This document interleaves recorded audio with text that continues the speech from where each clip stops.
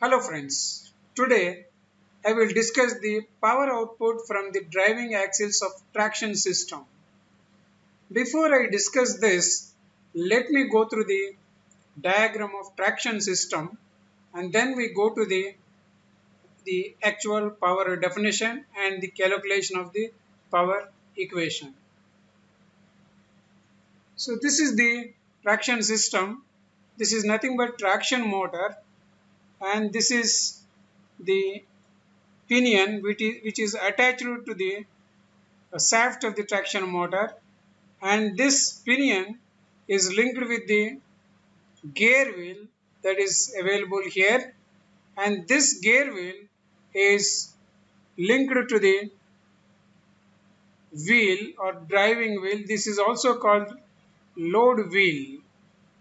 So the power transfers from traction motor to the pinion, from pinion to the gear wheel, and from gear wheel to output wheel, that is also called load wheel, that is road wheel. So that is this.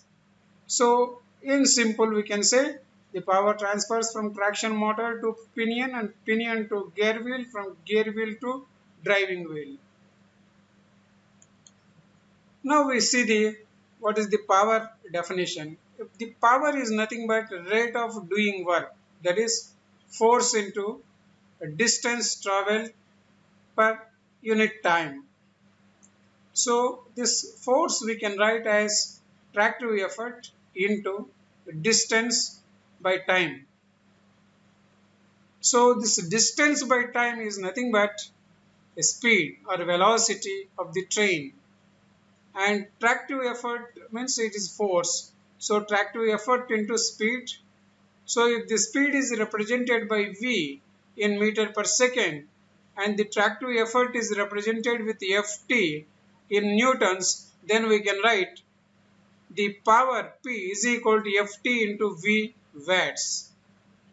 Suppose the velocity or speed is given in kilometer per hour, then output power P in watts at driving wheels is given by P is equal to Ft into V. So we are converting this velocity V into meters per second. So multiply that with the 1000 and divide with the 3600. So we get watts first. Then if you want to express this in kilowatts, so we have to observe this 1000. So then we write Ft into V divided by 3600 kilowatts. If the gear efficiency eta is known or given, then the input power to the driving wheel or the output power of the traction motors or motor, we can write like this. Motor output power is equal to output at the road wheel, that is also called outer wheel or simply driving wheel, divided by eta, that is gear efficiency, that is nothing but comes in watts. Suppose if V is the velocity is mentioned in kilometer per hour, then our equation will become Ft into V divided by 3600 eta. So here 1000 is absorbed into this kilowatts, kilo. So we get motor output power. This is also called the input power to the driving wheel. Now let us calculate what is the energy output from the driving axles. So we have seen what is the power output from the driving axles. Now we want to calculate what is the energy output from the driving axles. So to get this, so we assume the speed time characteristic of the traction system is mainline system, and the speed time curve we approximate that to trapezoidal speed time curve, so that our simplification or the analysis will become easy.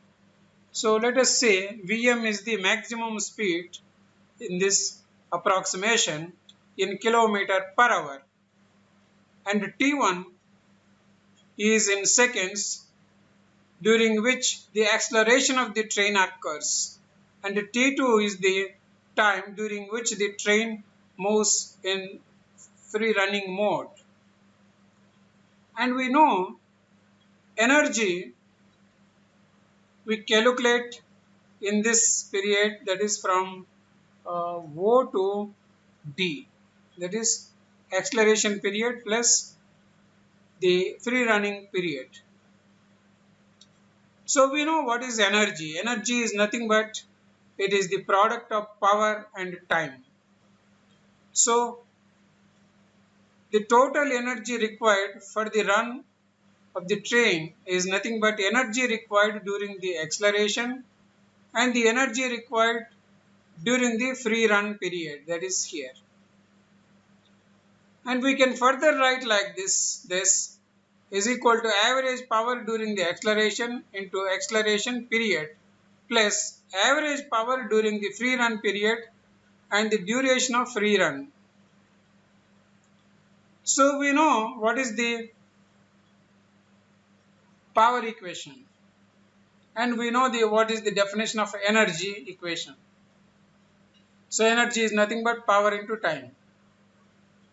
So for calculating the power, for energy during the acceleration period, so we have to take this trapezoidal curve as a reference. Then we get the energy required for acceleration during time t1 is given by like this. So half, this is in trapezoidal it is the triangular form. So we get here area half into Ft into Vm divided by 3600. And here remember this Vm is in kilometers, kilometer per hour.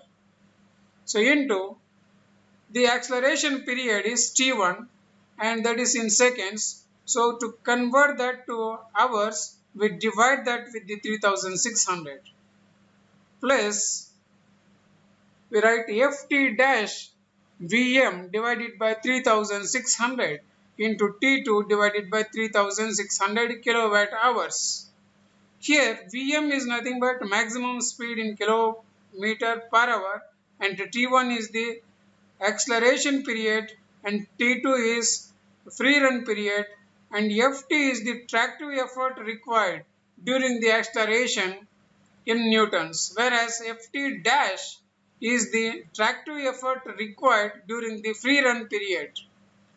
So the difference is the Ft consists of three parameters, that is this Ft is nothing but tractive effort required during acceleration in newtons and Ft dash is tractive effort required during the free run period.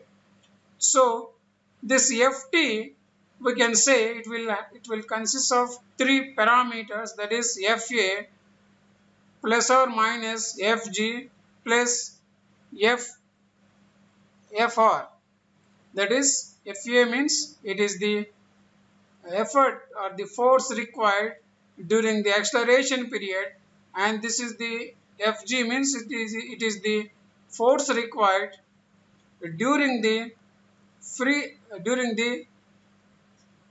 ascending or descending gradient of the train. For ascending case we take this positive, for descending case we take a negative sign.